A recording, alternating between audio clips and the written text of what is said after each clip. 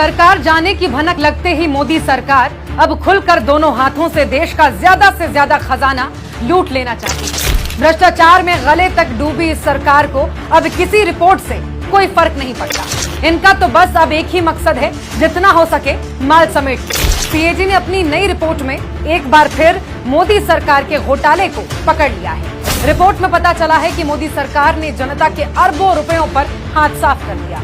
करोड़ों रुपयों का तो कोई हिसाब ही नहीं, लेकिन मोदी सरकार का कोई क्या ही बिगाड़ सकता है। सीएजी की रिपोर्ट में कहा गया है कि केंद्र सरकार के खातों में भारी गड़बड़ है। ये गड़बड़ी लंबे समय से है और इसे दुरुस्त करने के लिए कोई प्रयास नहीं किया गया। सीएजी की रिपोर्ट में जो गड़बड़ियां बताई गई हैं, उसे और आसान भाषा में मैं आपको समझाती हूँ। रिपोर्ट में कहा गया है कि सरकारी खातों से पैसे निकाले गए, लेकिन ये पैसा कहां और किस लिए इस्तेमाल किया गया, मोदी सरकार ने ये बताने से साफ मना कर दिया है। जितना कर्ज मोदी सरकार ने विदेश से लिया है, उसे 2,19,000 करोड़ रुपए कम करके दिखाया गया। बाकी पैसा कहां गया, इसकी कोई जानकारी नहीं दी गई है। लेवी और उपकर से जुटाए गए पैसों का भी कोई हिसाब नहीं है। ऐसे में सीएजी को अंदेशा है कि ये पैसा मोदी सरकार ने किसी दूसरे काम में खर्च कर दिया, यानी अपने फायदे के लिए इसका इस्तेमाल किया गया।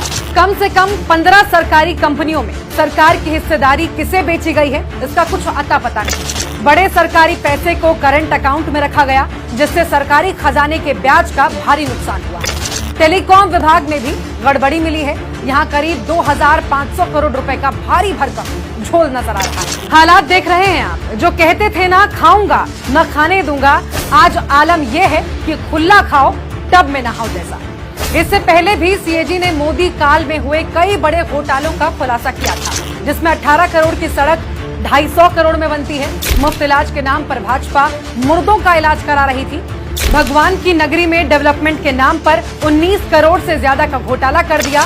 वृद्ध विधवा विकलांग को मिलने वाले पेंशन का पैसा भी मोदी सरकार डकार गई। भारतमाला घोटाला, टोल घोटाला और एचएएल घोटाला, जिनके घोटालों की लिस्ट इतनी लंबी है, वो लाल किले पर चढ़कर राष्ट्रवाद की कस्में खाते हैं। झूठ, फरेब, मक्कारी इनकी रगों में है और ये देश की आंखों में धूल झोंकते हैं। अब जनता इन्हें कभी माफ नहीं करेगी।